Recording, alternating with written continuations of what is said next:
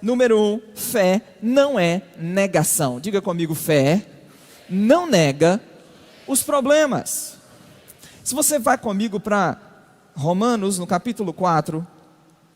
Romanos capítulo 4. Olha o que a Bíblia diz, falando do exemplo de Abraão, a partir do verso 17. Romanos capítulo 4, verso 17. A Bíblia diz, como está escrito: por pai de muitas nações te constituí, perante aquele no qual creu, o Deus que vivifica os mortos e chama à existência as coisas que não existem. Abraão, esperando contra a esperança, creu para vir a ser pai de muitas nações, segundo lhe fora dito, assim será a sua descendência. E sem enfraquecer na fé, agora olha que curioso o verso 19, a Bíblia diz que sem enfraquecer na fé, embora levasse em conta o seu próprio corpo amortecido, sendo já de 100 anos e a idade avançada de Sara. Bom, você conhece o texto, em sua velhice Deus faz uma promessa, faz uma aliança, muda o seu nome, diz que eles serão pai de multidões. A Bíblia diz que ele, sem enfraquecer na fé, ele, embora a Bíblia diz, levasse em conta o seu próprio corpo amortecido. Ele não negou as circunstâncias, ele não negou que sua condição natural, de forma alguma, podia, como eu posso dizer, podia favorecer o que Deus havia prometido. Fé não é negar circunstâncias.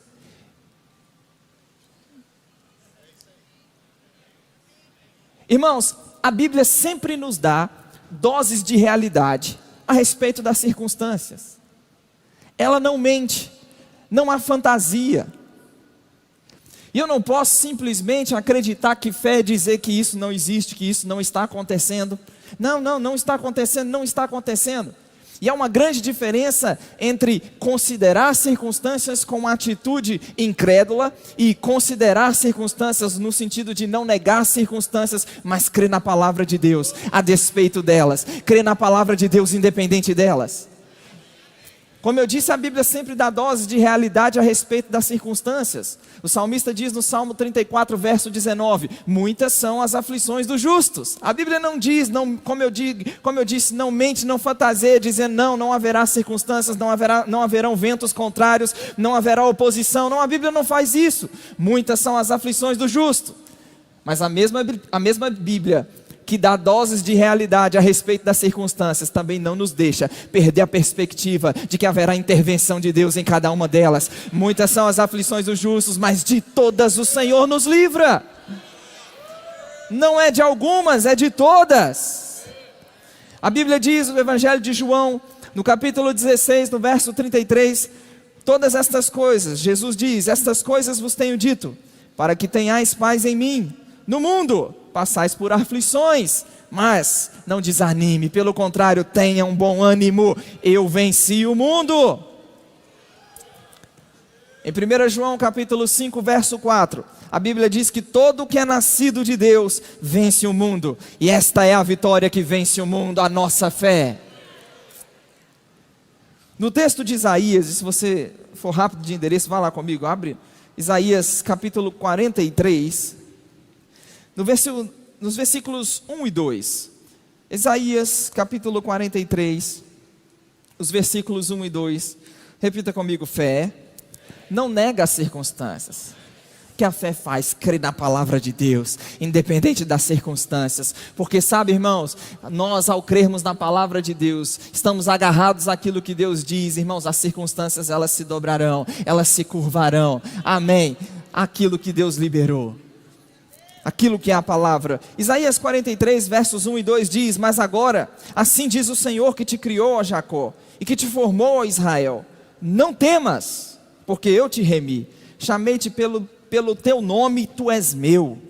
Quando passardes pelas águas, eu serei contigo. Quando pelos rios, eles não te submergirão. Quando passardes pelo fogo, não te queimarás, nem a chama arderá em ti. Observa comigo, o texto diz, se passardes pelas águas. Quem está comigo aqui? O texto diz, se passardes pelo fogo. Não, o texto diz, quando passardes pelas águas. Quando passardes pelo fogo.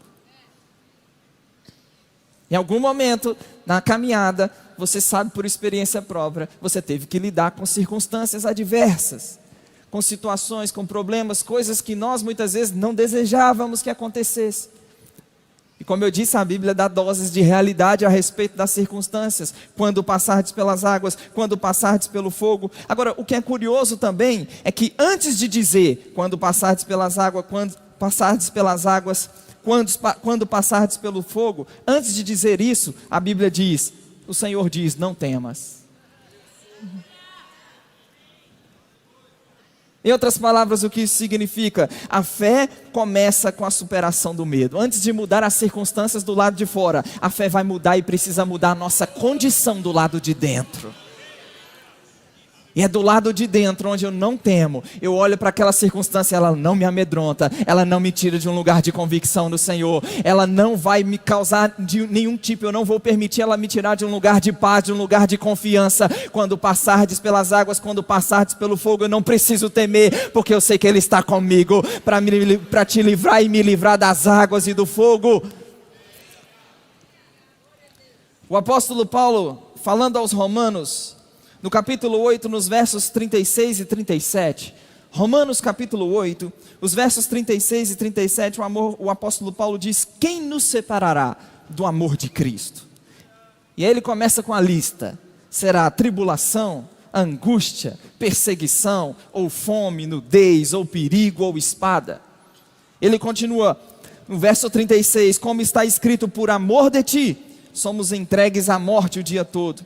Fomos considerados como ovelhas mudas para o matadouro. Em todas estas coisas, porém, nós somos mais do que vencedores. Olha para um mais que vencedor que está perto de você nessa noite. Somos mais do que vencedores, por meio de Cristo Jesus, por meio daquele que nos amou.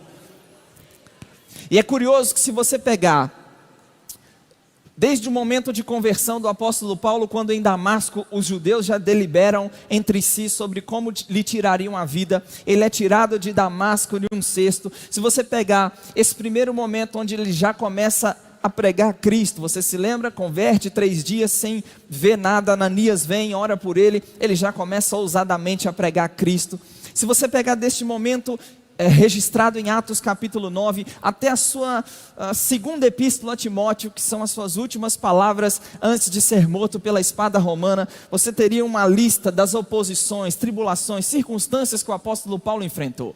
Ele foi, como eu disse, perseguido em Damasco, ele foi rejeitado em Jerusalém, ele foi esquecido em Tarso. A Bíblia vai narrar mais de uma década onde ele passa em Tarso. Ele vai ser, depois na primeira viagem missionária, apedrejado em Listra, vai ser preso e açoitado em Filipos, ele vai ser escorraçado de Tessalônica, ele vai ser enxotado de Bereia, de tagarela em Atenas, ele vai ser chamado de impostor em Corinto.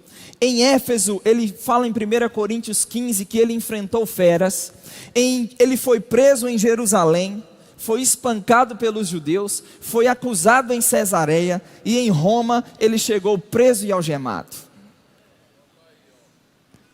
A questão não é se vamos passar ou não, a questão não é se haverá ou não tribulações, oposições, circunstâncias adversas, a questão é qual é a atitude que nós vamos manter em meio a elas. Você não precisa temer, Ele está com você, Ele está com você, e da parte dele haverá intervenção, haverá respostas.